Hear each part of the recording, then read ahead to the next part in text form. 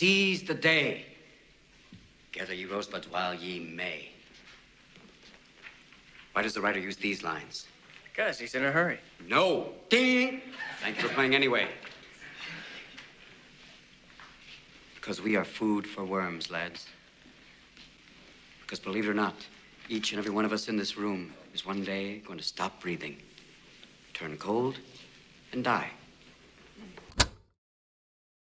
There's a phrase people throw around without understanding what it actually means. They put it on posters. They get it tattooed. They use it to justify impulse purchases and quitting their jobs. Carpe Diem. Seize the day.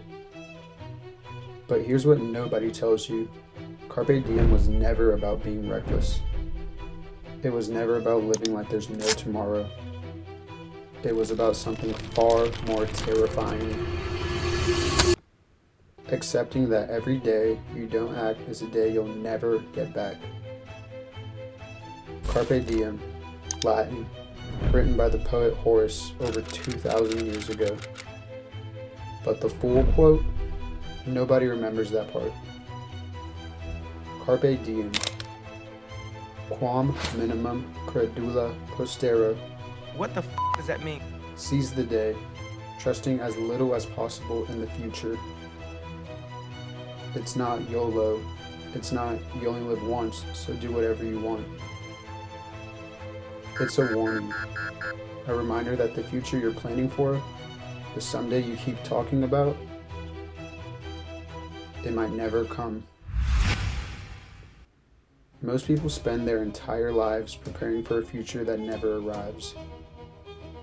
I'll do that when. I'll start when. I'll be happy when.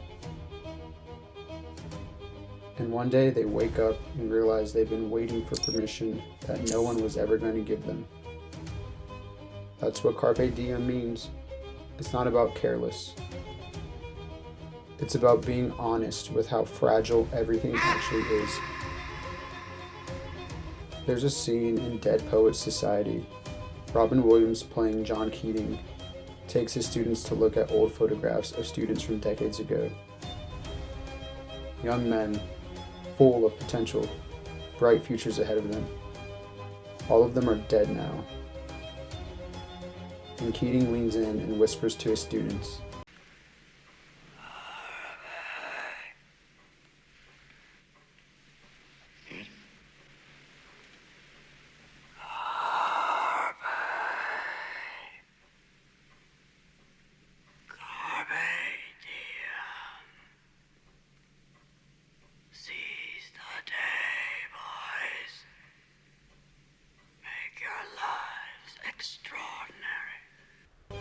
that scene, that moment, it's not about motivation.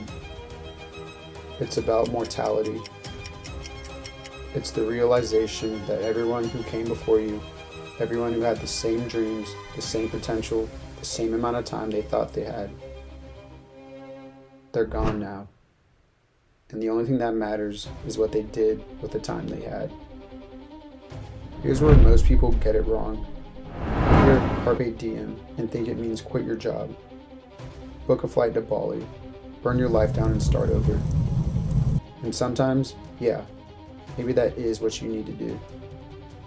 But most of the time, Carpe Diem is smaller than that. It's quieter. It's calling the person you've been thinking about. It's starting the project you've been putting off. It's having the conversation you've been avoiding. It's looking at your life and asking, if I died tomorrow, what would I regret not doing? And then doing that thing. Not someday, not when you're ready, not when it's convenient. Today. Because here's the brutal truth that nobody wants to hear. You're going to die. Maybe in 50 years, maybe in 5, maybe tomorrow. And when that moment comes, you're not going to regret the risk you took, the things you tried, the times you failed. You're going to regret the risk you didn't take, the words you didn't say, the dreams you put on hold. That's what Carpe Diem is warning you about. Not the danger of doing too much, the danger of doing too little. So how do you actually live like this? How do you seize the day without destroying your life? First, identify your someday list. What are the things you keep saying you'll do someday? Write them down, every single one. And then ask yourself, why not today? What am I actually waiting for? If you don't have a good answer, you're just stalling. Second, make the small move. You don't have to do the whole thing today. You don't have to quit your job or move to a new city. Just make one move toward the thing you're scared of. Send the email, make the call, write the first page. Because here's what happens. The moment you stop planning and start acting, everything changes. Third, say the thing. If there's something you need to say to someone, an apology, a confession, and I love you, say it. Not tomorrow, not when the timing's perfect. Because tomorrow isn't guaranteed, and the regret of silence is heavier than the risk of speaking. Fourth, stop rehearsing your life. Most people spend their whole lives getting ready, learning, preparing, waiting to be good enough, smart enough, ready enough. But you'll never be ready. There's no perfect moment. There's no green light. There's just today and what you do with it. Fifth, remember you're going to die. I know that sounds dark, but it's the most clarifying thought you can have. Steve Jobs said it best. Remembering that you are going to die is the best way I know to avoid the trap of thinking you have something to lose.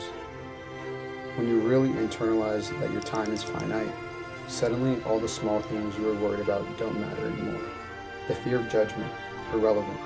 The need for approval, gone. All that's left is, what do I actually want to do with the time I have?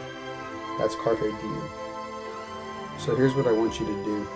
Right now, not later, not after this video. Right now.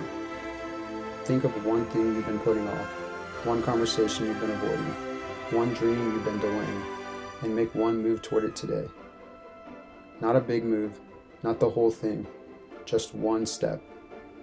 Because someday is a lie we tell ourselves to feel better about not acting. And the truth is, the only day you actually have is today. So seize it.